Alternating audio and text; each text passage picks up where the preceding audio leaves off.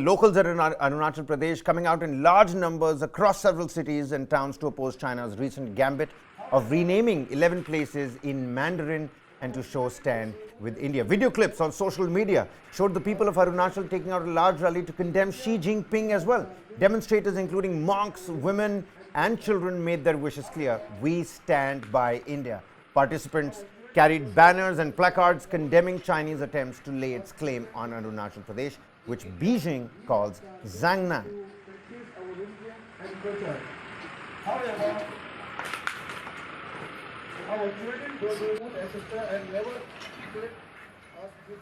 Well, on Tuesday, India's Ministry of External Affairs slammed China for protesting the visit of Union Home Minister Amit Shah to the northeastern state.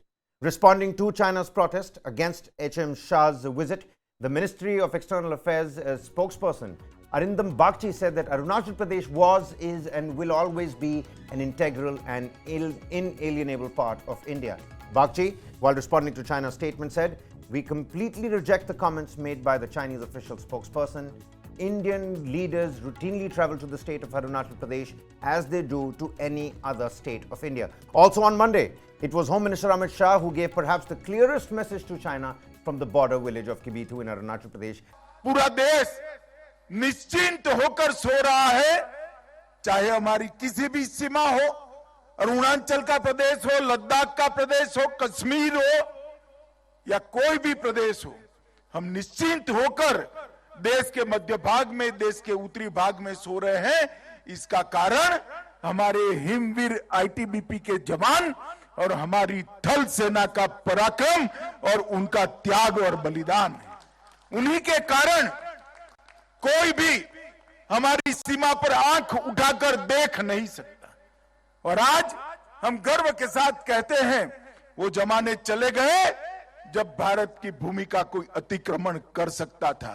आज 100 की सुई की नोक जितनी भूमि का भी अतिक्रमण कोई नहीं कर सकता, क्योंकि आईटीबीपी और भारतीय सेना यहां पर उपस्थित है। Joining us on the broadcast is Lieutenant General Shaukin Chauhan, former DG Assam Rifles, and Subir Bhaumik, senior journalist and author. Very warm welcome on the broadcast. Aditya, just to get the ball rolling first and foremost, I mean, the Vibrant Villages program, it was set out with a particular aim, and what we're seeing today taking place in Arunachal Pradesh, do you think the ethos, the Indian ethos, what it wanted to cultivate in those lands, do you think it's really happening? Obviously, it's happening. You know, people in Arunachal know that they're Indians first. And that's what they're reflecting. They're hurt. They're completely hurt by the Chinese statements, the Chinese incursions, and the kind of renaming of, the Indian villages as per the Mandarin language. So this has happened in the past as well, and it's happening again.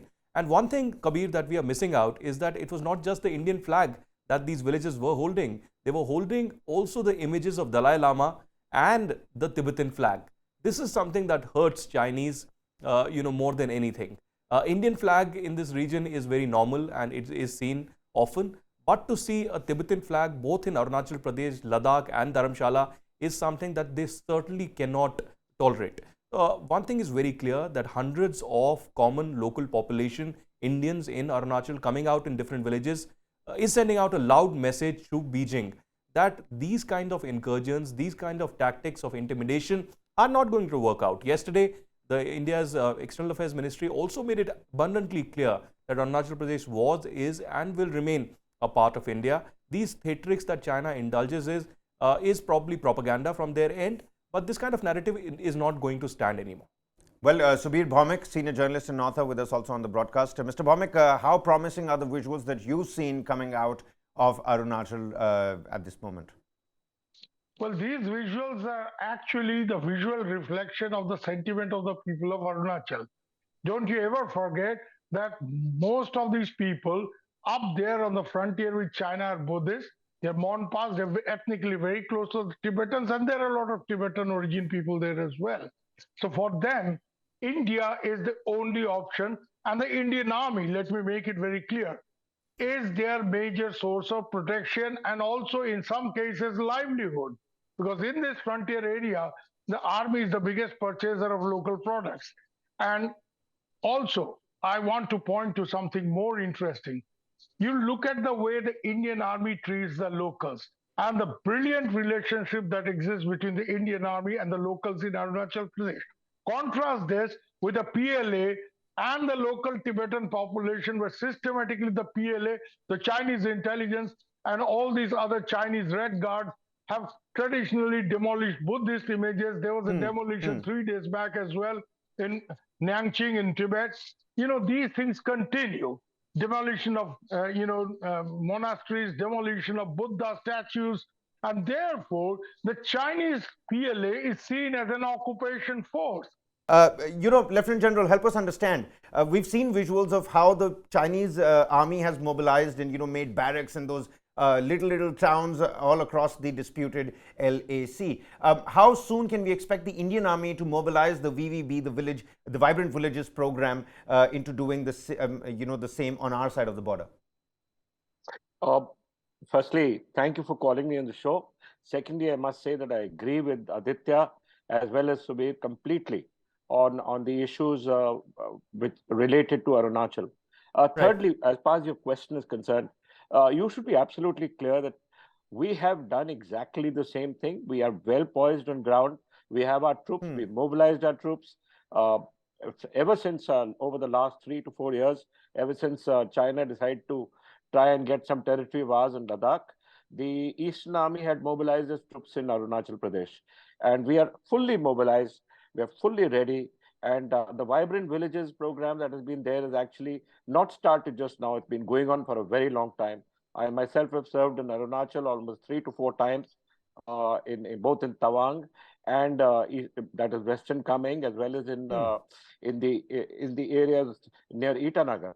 And I am absolutely clear that we have the people with us. We will continue to improve their ability to be Indians. The main thing was that at about 20 years ago or even 15 years ago, there was a lack of governance there because many of our programs hadn't reached. But now with the roads having improved, we are absolutely confident that we can hold on to Arunachal Pradesh, that we will give China a bloody nose if it ever decides any misadventure there, and that the people of Arunachal have been with us, will always be with us. Because as Sudhir Bhaumik said, the Indian Army is not an occupation force. We are their army, people from them, and we have a lot of love